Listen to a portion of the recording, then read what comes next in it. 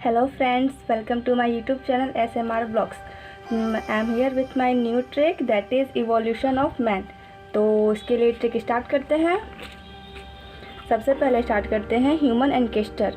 सबसे पहले होता है Dryopithecus, then Ramapithecus, then Australopithecus, then Homo habilis, then Homo erectus, then Homo Neanderthal man, then Homo sapiens. और trick start करने से पहले इनके बारे में थोड़ा थोड़ा जान लेते हैं, क्योंकि ये बहुत इंपॉर्टेंट टॉपिक है और हर साल इससे क्वेश्चन आता ही आता है। ठीक है, तो पहले 2 पॉइंट जान लेते हैं, उसके बाद ट्रिक स्टार्ट करते हैं। ओके, तो ये ड्रायोपिथेकस जो था वो 15 मिलियन ईयर्स अगो था और रामापिथेकस भी 15 मिलियन ईयर्स अगो था। ठीक है, दोनों सेम ही थे। और लेकिन ड्रायोपिथेकस एप लाइक था, वो सॉफ्ट फ्रूट और लीव्स खाते थे और उनका ब्रेन था लार्ज।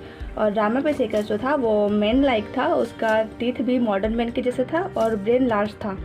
अब आते हैं ऑस्ट्रेलोपिथेकस पर। ये 3 से 4 मिलियन ओके, उसके बाद है ऑस्ट्रेलोपिथेकस जो 3 to 4 मिलियन ईयर्स अगो है।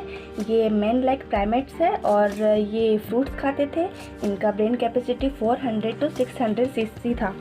और उसके बाद आता है होमो हैबिलिस। ये 2 मिलियन ईयर्स अगो थे और ये फर्स्ट ह्यूमन लाइक थे और इनका कैपेसिटी था, ब्रेन कैपेसिटी 650 to 800 cc।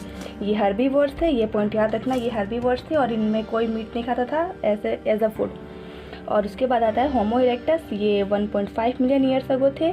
इनका ब्रेन कैपेसिटी 900 cc था और ये एज अ फूड मीट को यूज़ करते थे और इन्हें जावा मैन भी कहा जाता था। ये बहुत इंपॉर्टेंट पॉइंट है कि जावा मैन किसे कहते थे, होमो इरेक्टस को। उसके बाद है होमो निएंडरथल मैन और इनका जो ऑरिजिन पीरियड था वो 1 लाख to 40,000 ईयर्स अगो था, याद रखना। ठीक है, और इनका ब्रेन साइज़ था 1400 cc।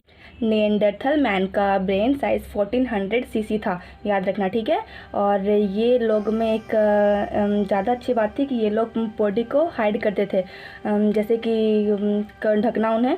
और ये लोग अपने रिलेटिव्स को डेथ के बाद ब्यूरिड भी करते थे उन्हें जो। और ये प्रिमिटिव मैन थे। और उसके बाद लास्ट आता है होमो सेपियंस जो मॉडर्न मैन है। इनका ऑरिजिन पीरियड था 75,000 to 10,000 ईयर्स अगो। इन्होंने स्टार्ट किया था एग्रीकल्चर। ये लोग ह्यूमन सेटलमेंट भी इन्होंने ही स्टार्ट किया था और ये प्री हिस्टोरिक केव आर्ट भी करते थे, जो कि आर्ट होता है वो सब। तो ये टॉपिक अब कंप्लीट हो गया है, मैंने बहुत शॉर्ट में कंप्लीट किया। तो चलो अब इसको याद करने के लिए मैं ट्रिक बताती हूँ। तो ट्रिक है वो इस तरह है। सबसे पहले आपको लोगों को ये लाइन याद रखना होगा, डॉक्टर अहाना एक नाइस डॉक्टर है। डॉक्टर अहाना एक नाइस डॉक्टर है, याद रखना सब लोग, डॉक्टर अहाना एक नाइस डॉक्टर है।